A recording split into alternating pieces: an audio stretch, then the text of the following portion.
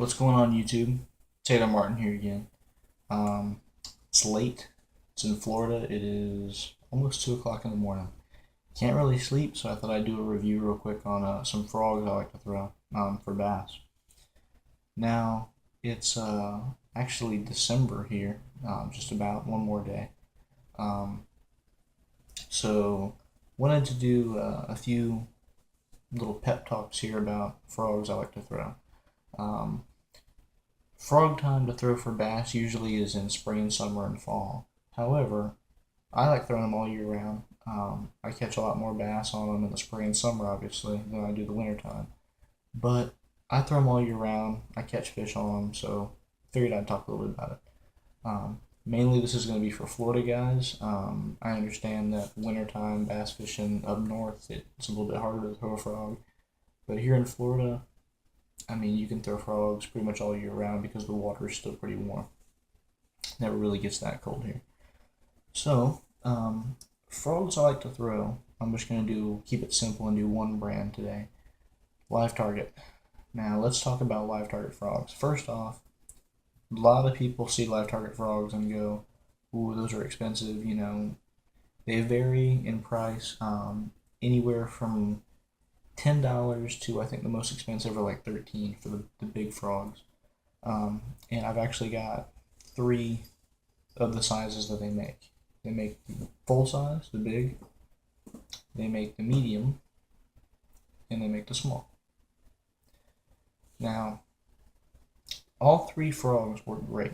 However, there are a few minor changes. Number one, depending on the rod you throw the frogs on. I've done a review already on my Ducket Ghost, my new frog rod that I just bought. It's a 7.6 extra heavy, and that's what I'm throwing my frogs on now. I just like the action. I like the length of the rod. I'm able to get a lot longer cast. I can cast a full size frog about 65, 70 yards on a good cast. Um, so anyway, first off, we've got the full size. I like the full size the best, and the reason why is because it makes a very loud pop when it hits the water, like a belly flop, and kind of sounds like that. And I like that because the bigger the frog, the bigger the pop.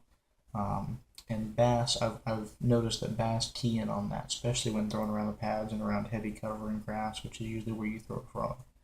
Um, Also, the bigger frogs seem to attract more of the bigger bass as opposed to the smaller bass. And I've noticed throwing the big frogs like the black, and I've also got a white, a full size, big white one that I throw. That's my go to frog. Um, I've noticed that doing that, small bass will come up and kind of like a trout, like a trout in salt water on a topwater plug. They'll come up and kind of kiss the frog. However, it's almost like they feel intimidated by a big frog, so they'll kind of shy away from it. And the bigger bass are usually the ones that hit it. Um, Again, I also like the bigger frogs because you can cast them further. I mean, let's be real here. I can cast this frog a lot farther than I can cast this frog. I mean, you can see the size difference in these frogs.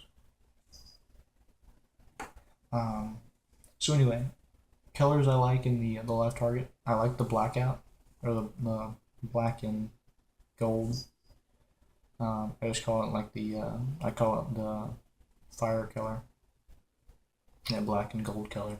I like throwing that kind of in midday or afternoon because you can, if it's sunny out, if there's a good bit of sun left, the bass will look up and that black actually silhouettes, which is a lot easier for them to see. Um, Now going to the medium size and the green.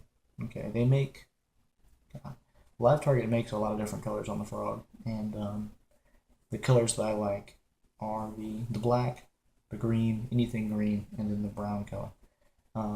They do make other colors. They make a few different other brown and black variations that I also like. I just don't have them with me right now.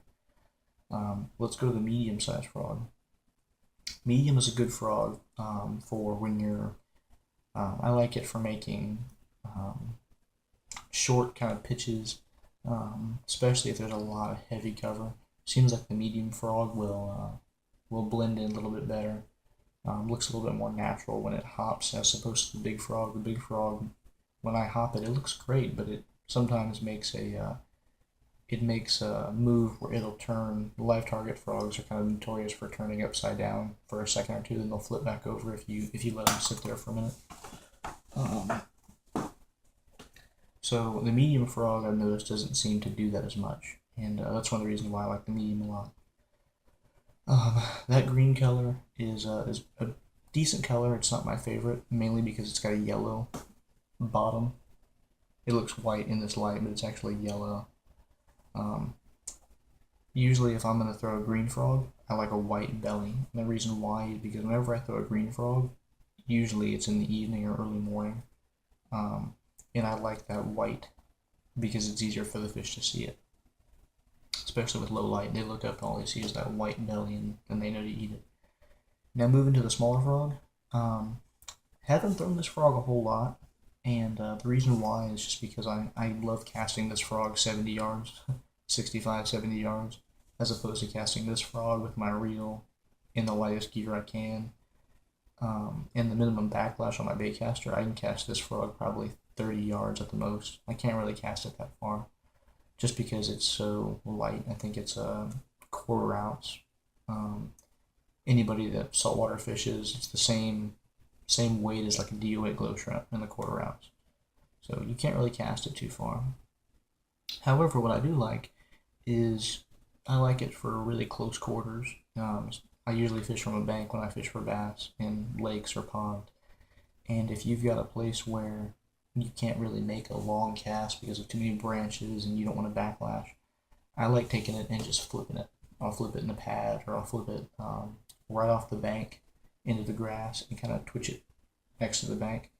And a lot of times that little frog will draw a strike right next to the bank. Most frogs will, but especially that little one. And what I'll do with it, like I said, is I'll just walk next to the bank and I'll pitch it down in the water and kind of walk it back towards where I am on the bank. And then when I get it right next to the bank, I'll let it sit and I'll just pop it a few times. And that seems to draw a lot of strikes. So again, live targets, great frogs, definitely worth the money. They're very durable. Live Target and Spro are the two frog companies that I like to use. And again, the reason why is just because of their action, the way they look so lifelike. I mean, that's the closest thing to a real frog that I've ever seen. And their action on them is great. I mean, you can reel them and stop them. You can walk them all the way back and make them pop. You can pop them one time and let them sit there, and then pop them again. I know guys that just reel them straight back to the boat or the bank and catch bass on them. Strong hooks, very, very strong. Even the small ones, extremely strong hooks. I'm not sure what hook they use. I think they use Owner, if I'm not mistaken, Owner or Gamakatsu. And anybody that uses Trokar hooks out there, which I like to use a lot. Trokar also makes a frog hook now that you can rig up in your frog. I don't have one yet, but I will get one and do a review on that. But very, very tough, very durable.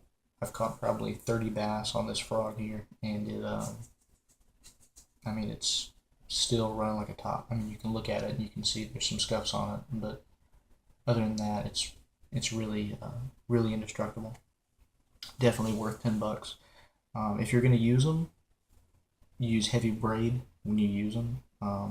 That's what I use. I use nothing lighter than 50-pound braid.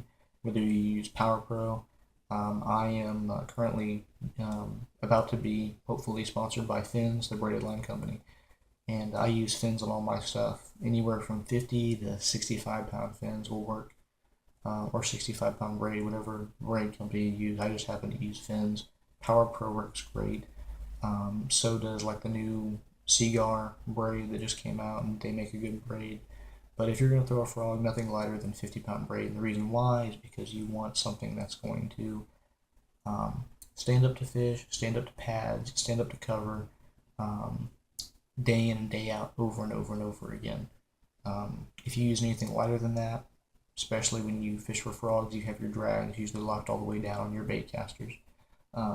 If you're using 40 or 30 or 20, something really light, when you set the hook and you bow up on that fish, that braid, the lighter the braid, the lighter the line, it's going to cut into that spool, and you're going to get either a tangle or a knot, or it's just going to sink down in that spool, and it's not going to be good. You'll reel up and try and cast again, and you're just going to backlash, and nobody wants that. So, hope this review helped. Anybody that's got any questions about frogs or any kind of fishing, just look me up on Facebook, Taylor Martin. Look me up on Instagram, Never Quit 556, or on YouTube, Tail Chaser. So, hope this helps. I'm gonna get some sleep. See you guys later.